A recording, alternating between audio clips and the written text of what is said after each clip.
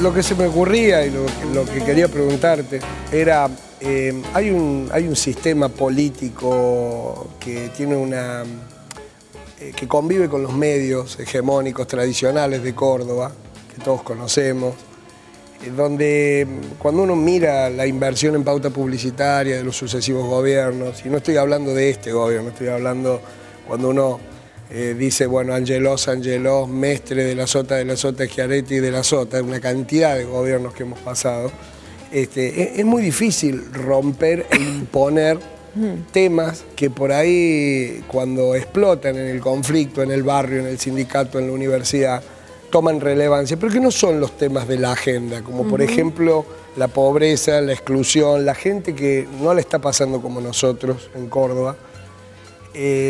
¿Vos tenés esperanza de poder introducir ese diálogo que lleve a solucionar esos problemas? Porque digo, al parecer todo lo que se discute siempre es lo que la agenda pone en los medios, que es lo que siempre termina favoreciendo, es mi opinión personal, a los poderosos de Córdoba. ¿Cómo se hace para cambiar eso? ¿Cómo pensás que se puede? ¿Sos optimista? Coincido con ese diagnóstico y soy optimista, pero al mismo tiempo creo que ese optimismo depende de que seamos capaces de construir una alternativa seria, amplia, capaz de tener una propuesta y de incluir a los distintos sectores que en Córdoba hace años que no tienen una representación política adecuada, que no saben a quién votar. La mitad de los cordobeses no sabe con claridad, hasta quizás momentos antes de entrar a las urnas, cuál es la opción que mejor los representa. Ha ensayado algunas alternativas que no han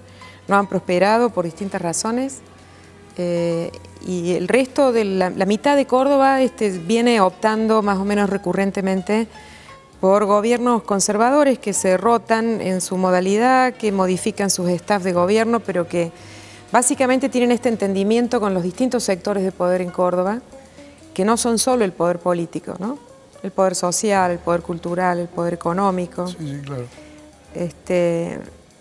No es sencillo, pero no es imposible, porque te repito, yo creo que hay un 50% de los cordobeses, entre los cuales los más excluidos, que son muchos, y en diversos grados, no solo la enorme cantidad de cordobeses en estado de indefensión, de abandono, de exclusión, de pobreza, de inaccesibilidad a los derechos más básicos, que no tienen vivienda, que no tienen acceso a la salud garantizado, que no tienen seguridad, la seguridad esa que también tiene que llegar al pobre, ¿no? Que no tienen calles, no tienen luz, no tienen cloacas, no tienen acceso a la justicia.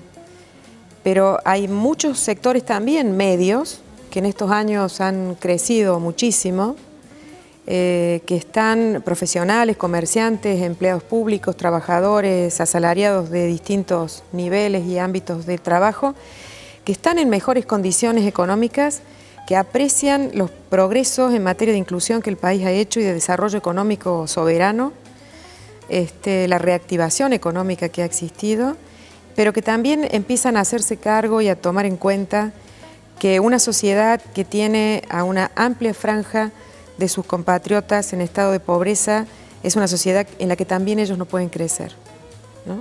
Por eso creo que es muy importante que el Frente para la Victoria, el proyecto nacional, algo en lo que la presidenta insiste tanto, sea capaz de tener una respuesta para todos los sectores que quieren a la Argentina, que viven en ella, que trabajan en ella y que no están pensando en llevar el dinero afuera, no tienen nostalgia de épocas en que el país estaba en menores condiciones de independencia, donde el país estaba prácticamente rifado y entregado a los grandes intereses externos al país. Donde nadie hubiera comprado una acción de YPF, por ejemplo. Pero nadie hubiera podido siquiera concebir la idea de que nos hiciéramos cargo de YPF, que nos hiciéramos cargo de las AFJP, que nos hiciéramos cargo de, en fin, de todas las políticas públicas para las cuales un Estado vigoroso y fuerte es imprescindible. Son muchos los argentinos que creen hoy y reconocen hoy, después del adormecimiento de los 90, que no se puede pensar en un país fuerte que piense en su destino sin un Estado fuerte. El Estado somos todos, en definitiva. Y yo creo entonces que en Córdoba esto esto que todavía está políticamente disperso, que todavía no tiene una expresión política clara, tiene que ser construido y es posible de ser construido.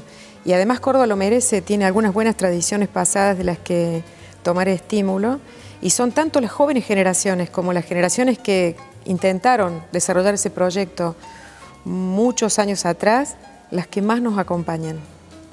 Quizás los sectores medios que están un poco en esa ambivalencia de las ventajas individuales o familiares o de clase que tuvieron en los 90 y estos progresos están todavía con algunas dudas acerca de estas cosas que escuchamos que se instalan en los medios, ¿no? Si el gobierno nacional es suficientemente democrático, si presta suficiente atención a las necesidades de las provincias, en fin, el discurso que está instalado. Yo creo que con un trabajo serio, con un compromiso serio, con una convocatoria amplia, en Córdoba es posible construir una alternativa para gobernar la provincia en el año 2015. El dinero y la corrupción están en todos lados, prácticamente siempre hay casos. En Brasil, uno de los gobiernos más progresistas, el de Lula, tuvo casos de corrupción en muchos lugares, ¿no? Y el kirchnerismo vino como encontrándose con una construcción política del 2003 donde se sumó un montón de gente que ha sido sospechada, investigada por la justicia, llamada a declarar.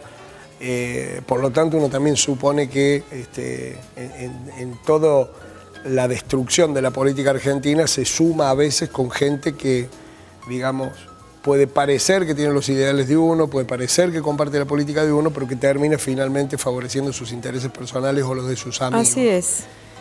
¿Cómo te llevas con eso? Porque digo, a ver, una cosa son las cosas que se fabrican, otra cosa la cosa que dice la justicia. ¿Te tocó, por ejemplo, siendo rectora, algún caso de corrupción, algún caso no manejar así en la política interna algo que no estuviera claro en los años que estuviste? No. No, la verdad que impusimos un estilo de mucha transparencia en la gestión y de mucho apego a las normas en todos los procedimientos. Entonces cualquier intento de hacer las cosas por izquierda me parece que no tenía mucho margen de prosperar. Y en esto nos fuimos sumando todos, porque la verdad que no era la cultura dominante en la universidad en otras épocas, donde la realidad de los universitarios estaba por un lado y la del poder universitario estaba por otro. Nosotros nos juntamos mucho con la gente, estábamos muy cerca y, como te digo, construimos un proceso muy democrático y muy transparente. No hubo un solo escándalo de ningún tipo, ni siquiera minúsculo en estos años en la universidad, y eso me parece que ha sido muy bueno porque, teniendo en cuenta que se trata de instituciones que manejan recursos públicos que nunca son suficientes, es muy importante, incluso hacia la sociedad que financia la educación pública, que seamos austeros y que pongamos los recursos donde deben ir y que, bueno, en caso que hubiera anomalías, sean severamente sancionadas. Todos los procedimientos de la universidad son auditados, en fin, somos controlados por el Estado. ¿Y cómo crees que va a ser ahora? Porque vas a ser diputada. Bueno, yo creo que la política... vas primera, digo, vas a entrar como diputada. Yo creo que la política debe desprenderse rápidamente, los partidos políticos, los gobiernos municipales, provinciales, nacionales, de cualquier signo, de estas conductas y estos personajes que desacreditan la política, que debe actuar la justicia. En estos días se está hablando mucho del caso de Jaime y están todos los medios agitando. Pero viste que cuando se habla de Jaime, o el caso de Felisa Michetti, algunos casos que ha habido en la Argentina, la oposición automáticamente al gobierno dice, le soltó la mano. Pero entonces, ¿qué debería hacer? ¿Tenerle la mano? Bueno, ¿Cómo es? Pero además ese interés completamente orientado, con interés electoral, orientado a encontrar este o aquel caso de corrupción presunta, digamos, en algunos sectores y no en otros. Aquí no estamos hablando de que en Córdoba tenemos nada menos que en el menú electoral a 3 procesados. A mí no me parece que sea interesante en sí mismo, pero me parece que debe ser la justicia la que diga cuál es la situación final y ojalá que sea pronto de estos 3 candidatos. Lo mismo digo de Jaime y lo mismo digo de cualquiera que esté sospechado. Claro. Tiene que actuar la justicia. De paso, sería bueno decir que debe actuar pronto, sin la presión mediática y con total independencia de los poderes políticos, económicos o de los que se trate. El reclamo de democratización de la justicia es también un reclamo de acceso a la justicia y de igualdad ante la justicia. Si te vas para atrás en el tiempo, ¿qué políticos... ¿En qué políticos pensás cuando decidiste ser candidata a diputada? Digo, porque hay un momento que uno está con sus compañeros, con sus asesores, con su familia, y hay un momento en el cual vos estás sola, pensando en tomar alguna decisión que tiene que ver con tu vida, que impacta en todo. ¿En qué políticos te reflejas? ¿Cuáles son las fuentes de inspiración? Porque digo, en todas las materias, vos estudiaste historia, habrás tenido tu fuente de inspiración. En la política, ¿quiénes son los referentes que vos decís, qué habrá hecho, cómo habrá sorteado esto? ¿En quiénes pensás? No sé si qué habrá hecho, pero que son inspiradores y te hacen, fortalecen el entusiasmo que tenés por llevar adelante este tipo de roles que están llenos de ingratitudes, de costos personales. Termina siendo muy valioso que vos encuentres un espejo donde decir, me gustaría, tanto de los ejemplos más heroicos y potentes de la historia, como de aquellos ejemplos que independientemente del éxito de sus trayectorias, claro, condensaban en valores positivos para la política. No resultadistas, sino que la intención sí, también Chacho Álvarez no tuvo un buen destino, pero Chacho Álvarez era un tipo interesante políticamente. Alfonsín terminó muy mal, pero Alfonsín supo en su momento conducir un proceso de recuperación de la democracia con una extraordinaria potencia. Evita fue un personaje trágico y al mismo tiempo de una enorme potencia. Yo no puedo creer cuando la escucho hablar cómo esa mujer sin formación podía, con el entusiasmo de conducir y de encontrar soluciones para el pueblo más pobre, se inspiraba de la forma en que lo hacía y ponía su cuerpo y su alma y finalmente su vida. Néstor mismo, con su desaliño y su falta de oratoria, fue un tipo extraordinario en la generosidad con la que él y el entusiasmo y la pasión que le puso a un proyecto en medio del marasmo, la crisis y la debilidad total. Cristina tiene un liderazgo de una lucidez y de una concentración y de una potencia también pasional muy entusiasmante, muy interesante. Después, bueno, yo tengo colegas más próximos de los que siempre aprendo, como Daniel Filmus, que es un amigo, que es una persona que viene de una trayectoria parecida a la mía, que tiene un estilo completamente diferente y que lleva la política con naturalidad, como lleva también su vida académica, así que lo miro cada tanto a él para sentirme un poco más cómoda. En fin, no es tanto qué pensaron o qué hicieron. Lula, por ejemplo, es un personaje extraordinario, ¿no?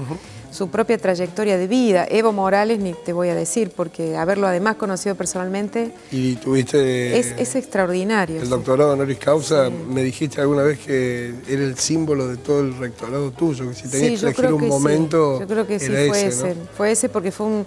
También lo fue para Córdoba, para ese sector de Córdoba del que te hablo, ¿no? Que dijo, bueno, por fin la universidad se reconcilia con aquellas tradiciones de las que tanto se ha hablado y no se ha hecho nada, ¿no? Claro. Con el pueblo, con Latinoamérica, con los más excluidos.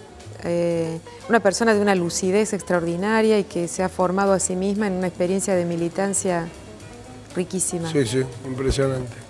Se me fue el tiempo, me quedaría un rato más, ¿no, Cayo? La verdad que sí, estaba atento escuchando. Un rato más, muchísimas gracias. Gracias, Max. Y ojalá esta experiencia, bueno, vamos a hacer seguramente alguna otra nota, porque la campaña es larga.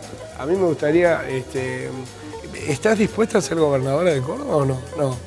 No, me da pánico, no tengo interés, no quiero, etcétera. Pero no me pregunté eso porque eso tampoco se puede decir. Porque viste que todo el mundo de cosas... Como es medio tarde, puedo decir un poco lo que quiera. Pero por supuesto, por supuesto. Mira que ahora vamos 23:30, vamos más temprano. Bueno. Pero, ¿volverías a dar clases? Sí, ¿no? Pero sí, con todo gusto. Ya volví a dar clases y voy a dar clases hasta que la campaña me lo impida. ¿Estás dando clases ahora? Ahora estamos en receso en las vacaciones y después empiezo a dictar mi materia ahora en agosto. Ajá. Vamos a ver si me dejan los compañeros dar clase y viajar por el interior y conversar con la gente. Ojalá que pueda hacer. ¿Cómo fue volver al aula? Ya sé que te pasó un tiempo. No, le pido un minutito a Tomás Méndez que ya eso es muy natural. Es mi casa, la universidad es mi casa. Yo como rectora no estaba escondida ahí por ahí que nadie me veía. Está bien, pero eras la rectora y sos candidata a diputada nacional. Y yo de repente digo, bueno, un chico que va a tomar clase, entra al aula y te encuentra vos ahí. Mira, para mí no es un problema. Espero que para los chicos tampoco. Y vean que un candidato a diputado es una persona de carne y hueso, que dice malas palabras, que enseña bien y que se preocupa por ellos. Está bien, bárbaro. Muchísimas gracias. Fuerte el aplauso. Che, ahí va Tomás Méndez con las noticias. Nosotros nos encontramos mañana 23:30 en el canal de Todos, en Canal 10. Chao.